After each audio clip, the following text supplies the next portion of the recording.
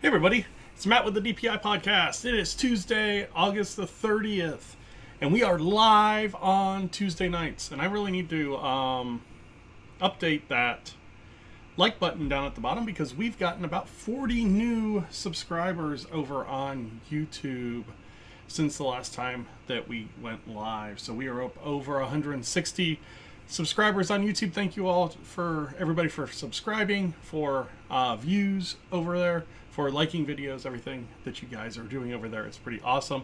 And then if you notice up over here, we've got a Twitch follower goal. We're trying to get to 10 Twitch followers this month. If you haven't followed us over on Twitch and you are on the Twitch platform, definitely think about that. You can follow us, not necessarily take the notifications, but we'd love to get to 10 followers in August if you can. That'd be great. If we don't, we'll put it to 15 for next month and see what we got. But thank you everybody for jumping on tonight and listening to me ramble about Disney news, talk about Disney videos, things that are going on around the parks. Peter and I pre-recorded a top 3 for tonight, and we've got a pretty good question on the Reddit machine about park hopping at Walt Disney World. So before we get going too far, Antonio Fernandez Alvarez, thank you for subscribing over on YouTube. You are our most recent subscriber that at least has made yourself public. Thank you very much for subscribing over on the YouTube channel. And let's talk about our favorite YouTube videos from the week. So if you have been on the channel in the last week, you have seen the Magic Happens Disneyland Parade get about 8,000 views. It's been awesome. The other video that has done well is Mickey and Minnie's Very Merry Memories stage show. And then we have got our first DPI top 3 episode out, and it is on snack stands.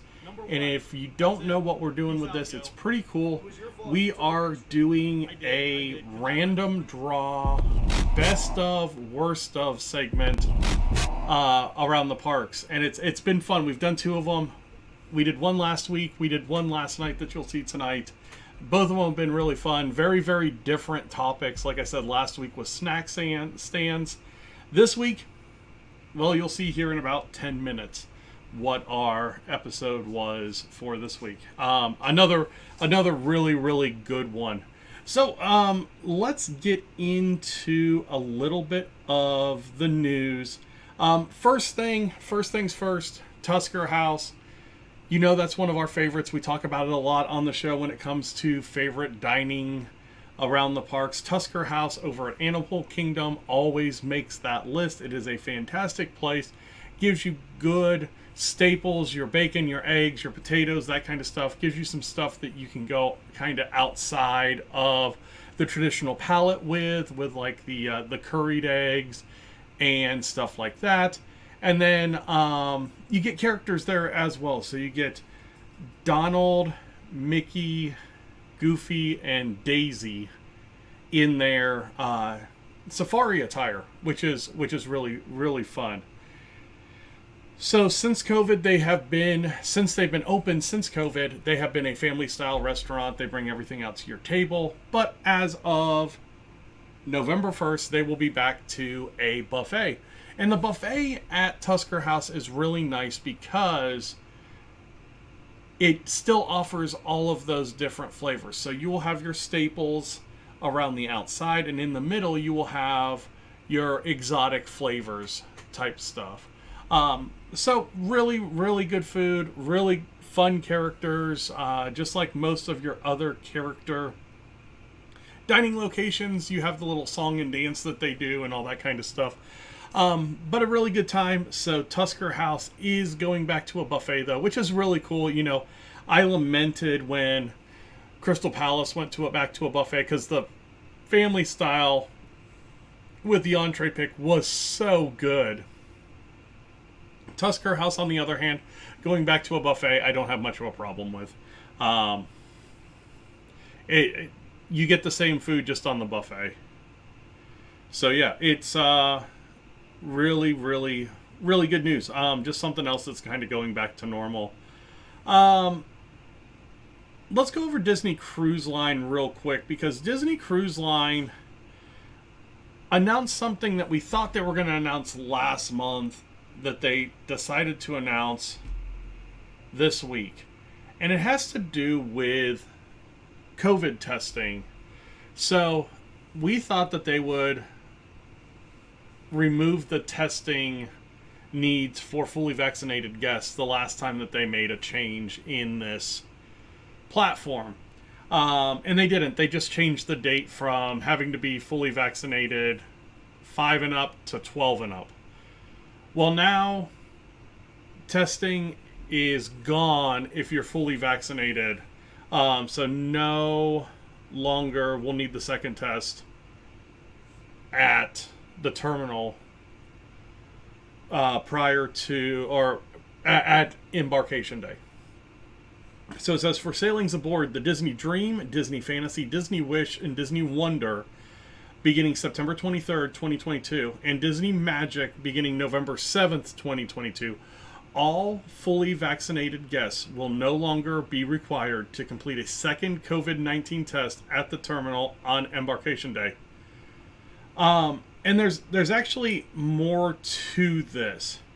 Guests who are not fully vaccinated must continue providing proof of negative COVID tests taken 1 to 3 days before the sail date. However, guests who are not fully vaccinated will no longer be required to complete a second test at the terminal on embarkation day. So, basically what this says is this will have to be for fully vaccinated guests only. Pretty interesting. Like I said, I think this was something that they thought was going to happen last week or last month, and it just got pushed back. Now, on top of this, we have a lot of DVC members that are on the Wonder DVC trip to Alaska. So Disney Cruise Lines has a couple of DVC member cruises each year. This year, one of them was to Alaska. It boarded yesterday in Vancouver.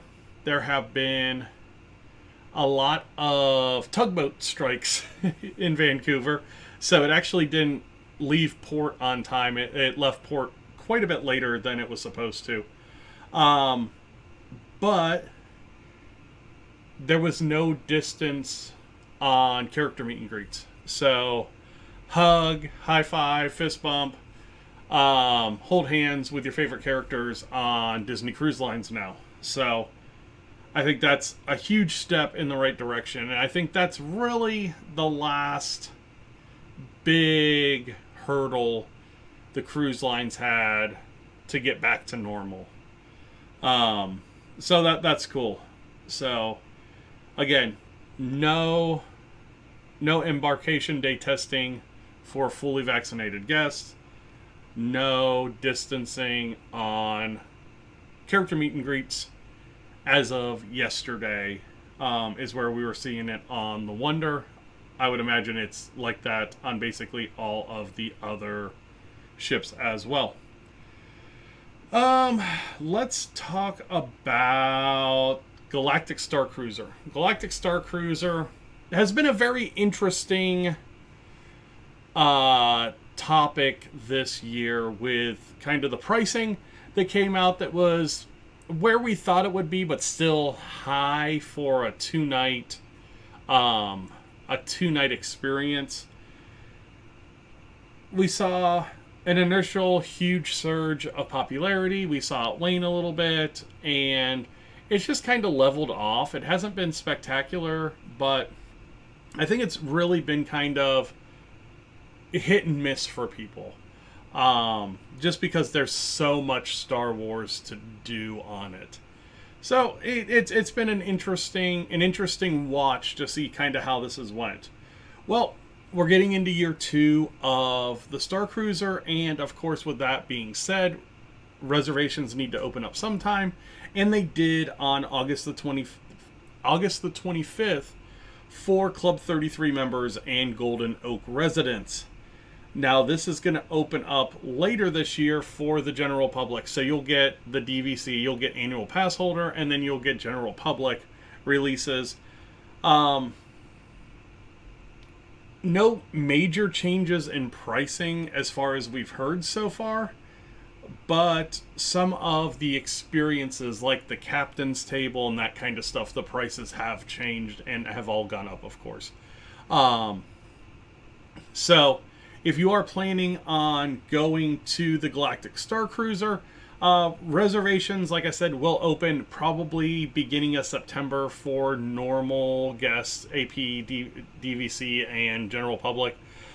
Reach out to our friends over at Princesses and the Mouse Disney Travel, and they can get you set up. Peter over there has some experience with the Galactic Star Cruiser if you do have any questions. Let's see. Star Cruiser dates through September 30th have been posted online. Officially open for general booking September 1st, but general bookings are already being accepted by phone. So you can phone it in as a general booking. You can do it online as of September 1st. Let's see, what else do we have? An interesting rumor. Now, I'm not much for rumors on this show. I like to try and stick to the facts as much as possible, but this is a pretty good one. So, there has been a lot of talk about the Splash Mountain re-theme, especially in accordance to Walt Disney World. Disneyland, it kind of fits with them having a New Orleans Square, and you have Splash Mountain and the re-theme to Tiana's Bayou Adventure, and it makes sense. With Splash Mountain being in Frontierland at Walt Disney World, Tiana's Bayou Adventure just didn't quite fit in. Well, I saw something on Twitter that there was a leaked concept for a Toy Story revamp of Splash Mountain. And this could be completely farcical or satirical, but I've seen it from a couple of different places now. And it made me think that this could be a much better fit than Tiana in that part of the park. Now, before you get all uppity about, well, they should bring Tiana in, blah, blah, blah, blah, blah. They had one. They had Tiana's ice cream social on the Liberty Bell for a while. And they could bring that back. And it would make perfect sense. And then you would have your Tiana in the park, and you would have a Splash Mountain that fit a little bit better in Frontierland.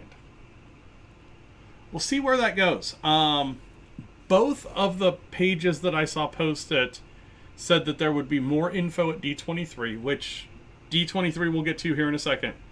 And if this is something that actually happens, I think it's pretty wise on Disney, because you get rid of a problem and you bring in a fun solution, even though it's more IP. And it would have been IP either way, whether they went Tiana or they go Toy Story. So, all right, let's go to D23. D23 is going to be happening not this weekend, but next weekend. And there are a lot of things that are going to be live streamed, which is really cool. So a lot of the panels, if you want to see them, are going to be live streamed on the, I believe it's on the D23 website. And you're going to have Disney Legends in Conversation, Disney for Scores podcast, Disney and Marvel Game Showcase, D23 Expo, The Masquerade 2022, Talking Pets with Vets of National Geographic, Bob's Burgers, Marvel Comics celebrating 60 years of The Amazing Spider-Man, Disney's Epic Entertainment Showcase, the musical, the Extravaganza, Disney Stars Trivia Showdown, Making of the Disney 100s, the exhibition. The Disney Parks panel. The Imagineering panel. Explore the world with the next generation of National Geographic. And then Disney Stars Trivia Showdown. So, stuff from each of the 3 days. This is all over on d23.com or d23expo.com. You can find all this information and times and all that kind of stuff. So if you are interested in seeing that, again, the parks panel is kind of where I am kind of putting all my attention for this, because I think we're going to get a lot of things out of that parks panel. I think we're going to get a very, very narrow Tron opening date. I think we're going to get a ballpark figure for the Splash Mountain thing. I think we're going to get a very, very narrowed down Journey of Water opening date. I think we're going to get a Fantasmic at Walt Disney World opening date. We're going to get details on the new Tangled ride at Paris. We're going to get details on the new land that's taking the place of Galaxy's Edge in Paris. I think there's a lot of things coming out that are very, very interesting in this parks panel. And who knows what surprises could come out of that. So, pretty excited about D23, at least the parks part of it this year. Really? Oh, no. I was going to say, that's all I've got for the news, but it's not. Two things for DVC members. So the first one is a big fall incentive if you're buying new or adding on direct, up to $4,800 in savings, whether you're buying new points or adding on to what you have. And then the annual pass holder room discount has been announced, and it goes all the way up to Christmas Day. We've been telling you that the demand is going to start shrinking at some point. We thought it would still be strong through the Halloween season and start to wane off until about the Christmas season, which it's always busy during Christmas. And then first and second quarter next year, watch for the parks to be throwing out big deals because they just can't get the people. Once they get that initial crush, and really, you think about it, September 1st, 2022 is when those park credits expired from COVID. So if you had a park reservation during COVID or a park ticket during COVID that you weren't able to use, you had until tomorrow basically to use it. And after tomorrow, none of those freebies are there anymore. So I think you're going to see that with the demand, that initial, hey, look, we can go back to Disney demand, kind of go away. You're going to get through the holiday season, and then all of a sudden, we're going to get back to a more normal schedule when it comes to park crowd. You know, where it's relatively low, that middle of January, you get through marathon weekend, it'll be low through February into early March until spring break picks up, and then you'll start seeing the school breaks pick up. So I really think you're going to see what we're talking about, and we're starting to see it with that early of a holiday discount being released. Right now only to annual pass holders, but I would imagine we see the general public one here in the next week or so. So that's it for the news. Let me go ahead and queue up our top 3 intro and our conversation last night with Peter. Business trip.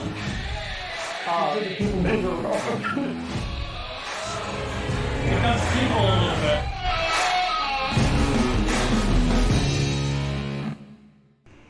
Hey everybody, we are recording this top 3 a day early because, of course, Peter's got a golf match on Tuesday. So we are going to get this knocked out on Monday night. So, Mr. Salvadori, how are you doing tonight?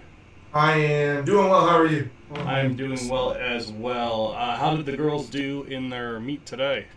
Pretty well. So, kind of going into it, we knew know, if we kind of like played what we were expecting, we'd kind of be in the second to fourth place range, and we finished right in the middle of that at third place. So, um, pretty happy with that. It was a good day out at the course, and yeah, tomorrow or today for all the viewers, I have an away match. So, I had a match last week, but it was at home, which is only about half a mile from my house, so I knew I could rush, and get over there if Matt stalled a little bit. But today, for you viewers, I am away. That means I probably won't walk into the house until 8:30, 9 o'clock tonight. So you will have already watched this and went, huh, that was a really good top three. Well, one thing that we want to encourage, definitely let us know if you guys have any top three ideas. And then also, we're doing this segment as part of trying to get some more talk and some more comments and that kind of stuff. So if there's something that we don't mention in the top three that you think should have been on the list, definitely put that in the comments. Put it in the Twitch chat. Put it wherever you think we're going to see it, because we really appreciate all that engagement. So with that being said, I do have our numbers today. And I'm going to pull one out, and we are going to be doing number 7. I was feeling 7. I was going to say 27. So number 7 on the list is going to This has got to be a relatively easy one compared to best food stand. All right. So this is going to be restaurants that are worth the money. And you've got 20 seconds starting now. Thinking about taking a trip to Disneyland, Disney World, maybe a Disney cruise, or one of the other amazing Disney destinations? Contact me at Princess of the Mouse, and I'd love to work with you on your itinerary to the most magical places in the world. You can contact Princesses and the Mouse Disney Travel on Facebook at PATM Disney Travel. All right, we're back. That was not 20 seconds. It was 20 seconds. Okay, I wrote them down this time. Well, right. I wrote 2 of them down. Don't worry, I'll have a third one by the time it's started the third one. All right, so what is your number 3 restaurant that is worth the money? Okay, so at number 3, I am going to go with a Magic Kingdom restaurant. Okay. I have many times, if you watch our content, I have gushed praise for Skipper Canteen. Oh, there you go. And Skipper Canteen is 100% worth the money in a park that absolutely fetishizes Cinderella's Royal Table and Be Our Guest. Skipper Canteen is the gem in that park that does not get the love that it deserves. Every dish on that menu is 100% worth the dollars that you pay for it. And that being said, it's also very cost effective, because most of the dishes do come in the kind of mid 20s, low 30s price range. And outside of Narcoossee's, Skipper Canteen was voted recently, I forget which poll it was, but last year they were voted the number 2 best restaurant on property in this Food Digest Orlando area thing. Yeah, it was something the Orlando Sentinel did. Yeah, so it was the number 2 restaurant behind only Narcoossee's, and Narcoossee's is a signature dining experience over at Grand Floridian. So yeah. That's high praise. So you are going to have a fantastic meal. It is witty and funny if you like Jungle Cruise. Skipper Canteen, if you have not tried it and you are going back for a trip, you are robbing yourself an amazing experience. I send all of my clients there because it is my number 1 Magic Kingdom restaurant. There you go. It's funny. I was writing these down, and then I realized I wrote down 3 restaurants that we do for breakfast. I have a breakfast. Yeah. So my number 3 is Ohana at breakfast. So God, that is so cheap too. Yeah, it's not a high priced one, especially without the characters. When the characters come back, it comes back into that $45 to $50-ish range for adults, and then that $35 range for kids. But really good family style meal, as much as you can eat. That's one of the 3 places on property that you can get that Pog juice. They call it the Stitch juice there.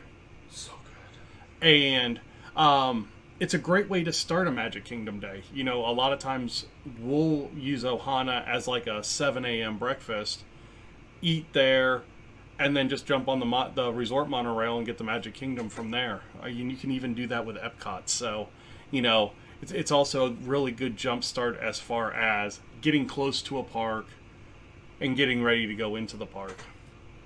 All right, so let's go to choice number 2. All right. Choice number 2, I am also going to use a breakfast place, but it is a character breakfast place, and it is my favorite character meal. And apparently Matt has it on his as well.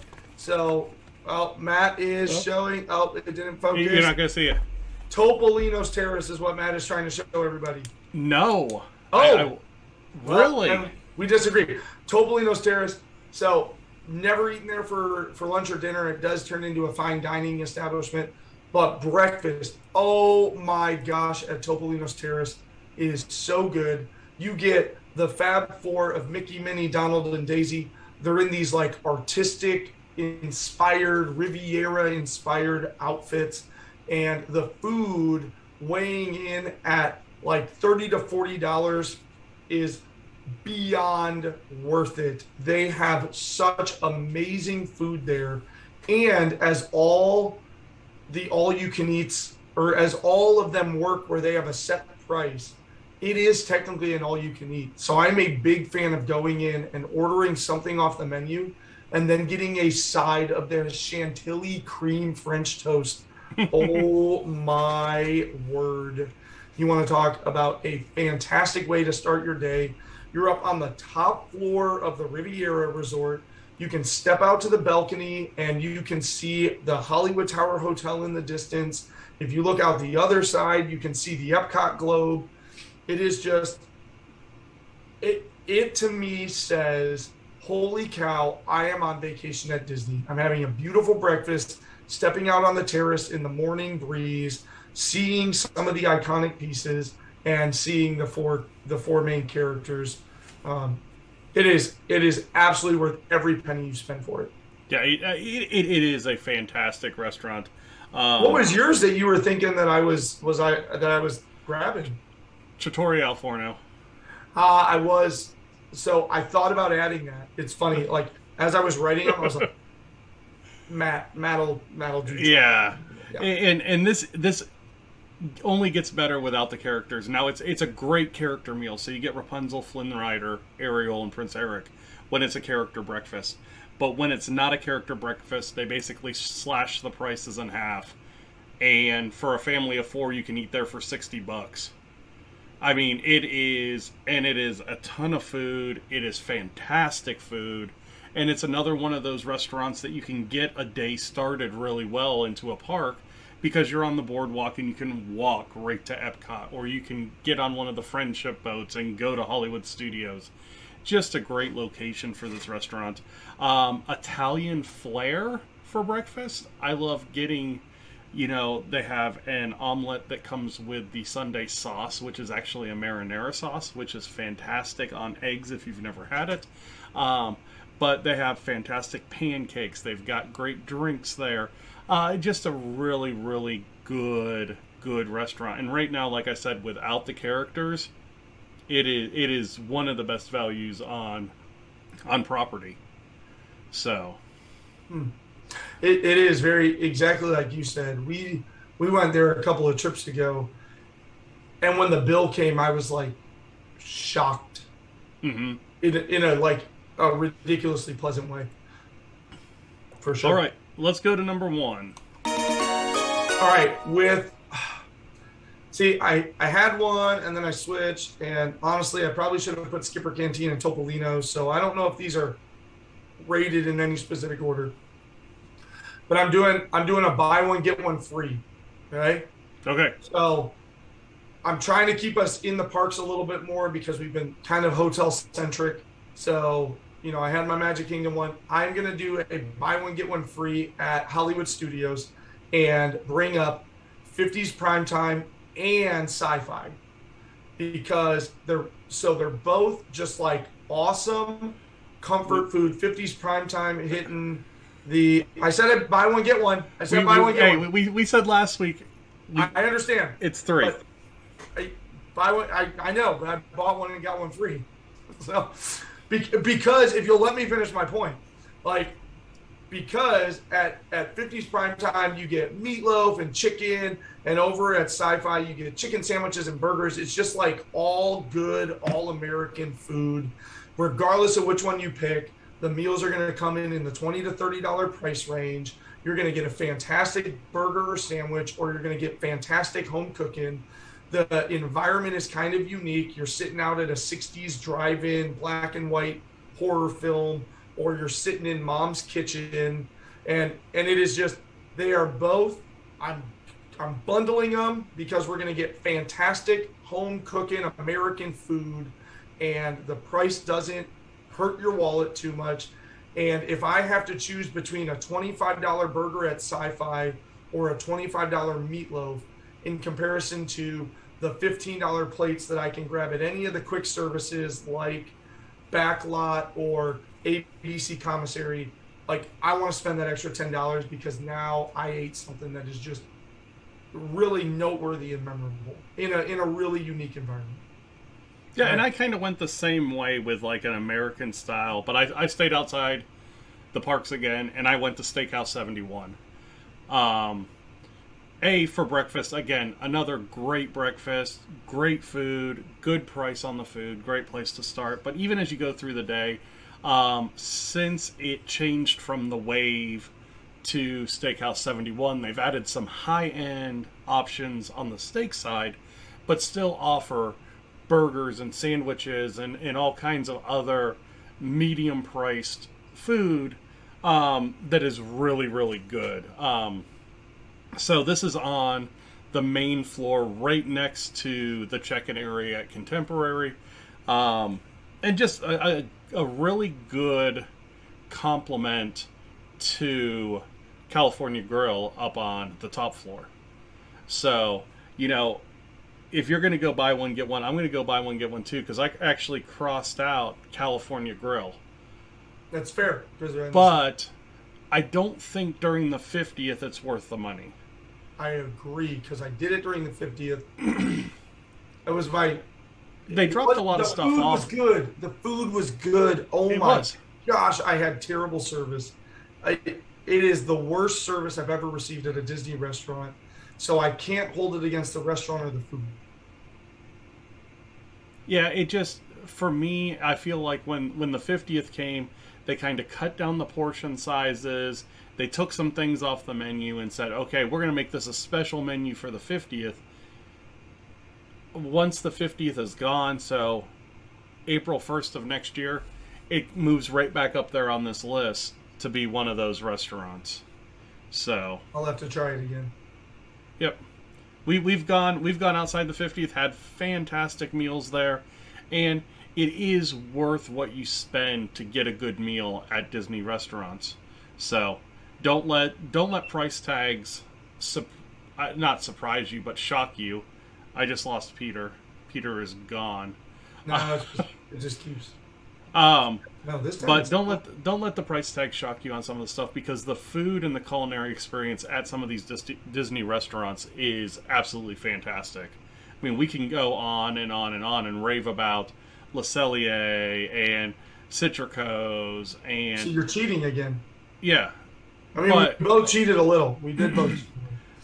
But when you're looking at spending money on food at Disney, there's a lot of different ways to do it, and don't be afraid of some of those higher priced restaurants, because they are worth the money in most cases.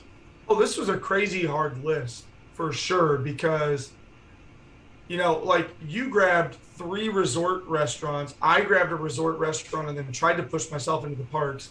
It's kind of like the snack cart conversation from last week. I didn't even think about Epcot. Yeah. Right? Like, I'm like, okay, where are my 3 best value?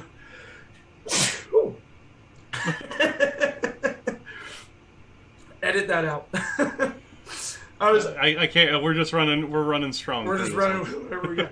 Like, I didn't even, again, I started to think like, oh, maybe I'll mention Beer Garden, or oh, maybe I'll mention, you know, Rose and Crown. But then I was like, nah, I'm not even going to mention Epcot, because like it's not fair to mention Epcot and not mention 8 things at Epcot, you know? Yeah, yeah. So, and then like even on Animal Kingdom side, like 100% Yak and Yeti is by far worth every dime you spend at it. But but also on the flip side of that, Flame Tree Barbecue is worth money too. That doesn't count though, because Flame Tree Barbecue is a quick service. I took your comment as sit down restaurants only.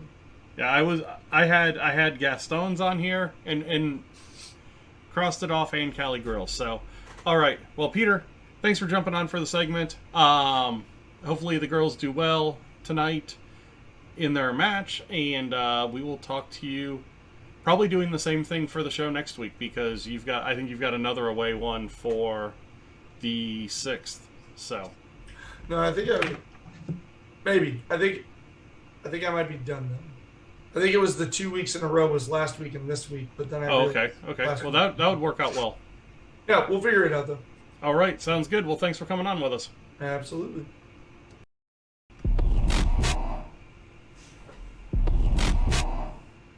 No, it was great to have Peter on last night and get that top 3 recorded. Again, if you guys do have any ideas for fun, off-the-wall top 3s that you want to see us debate, we're going to be putting up a forum on the website. It is down there right now, patmdisneytravel.wixsite.com/planning. We'll have a forum up there, and you guys can suggest top 3s, and also what's going to be the last segment of the new show. And it's crazy to think the new show starts next week. We're going to be doing customer, client, Disney questions from around the internet, and it's going to be a lot of fun. So this week's question comes from Reddit, and we tend to go over to Reddit. So if you're a Reddit user, you can jump over there and check out some of the things that we're seeing as well. This is Disney in a Day with Park Hoppers. So I was really intrigued to see where this question was going to go. And it says, hi, needing your advice to plan a trip. My daughter, wife, and I are going to the parks at the end of September. How would you maximize your time? We don't go often, so we want to make it count. I was thinking Animal Kingdom, Hollywood Studios, and Magic Kingdom. We did Epcot last year for the Frozen ride, and that was a mistake. In parentheses, food and wine. So probably going to skip that this year. I guess my real question is, what time of day is best to hit each of the 3 parks I listed? Which one should we start at? So, pretty generic question. I was like, where is this going? Where is this going? And then I get down into the comments and they go, yeah, we're going to try and do this all in one day. And I was like, okay. So I wanted to take this question as a public service announcement to say, don't do this. It's a terrible idea. If you're just going to go to the parks for one day, pick a park, pick the things you want to do at that park, make sure you do those things. Because you are going to waste 2 hours going from park to park. I don't care what mode of transportation you use. Because by the time you get to that mode of transportation, you get on that mode of transportation, you get over to the other park in that mode of transportation, and you get back into the other park, you have wasted too much time already. If you're only going for a day, pick a park and stay there. And that's the answer to this week's question. You got a question you want us to answer? Drop it in the chat, put it in the comments below. Let us know via the website, because we're here to help. We want to make your trips as fun as possible. So let us know where you want the help. But I'm going to close it out. Thank you guys all for watching, listening, everything that you guys do. I appreciate it a lot. Next week, big new show. It's going to be really cool. I'm really excited. This week, you should see both last week's episode and this week's episode of the podcast. On the audio side, we're going to drop the top threes after we start the new show next week. So you'll see 3 top threes on the audio side next week. So yeah, it's going to be a lot of fun. So thank you guys all for watching, and see you on the flip side, Willie.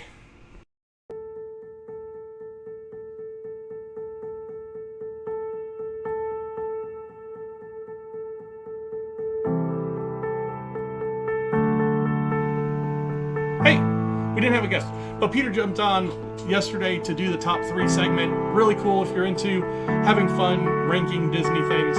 Check it out.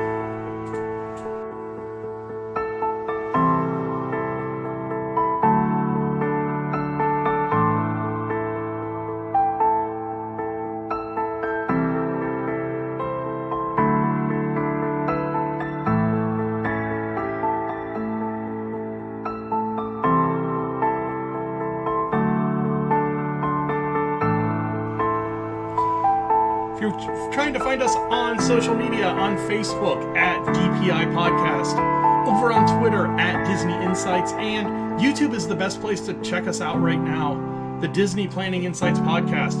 Having a lot of fun over there. Over 40,000 views and going strong.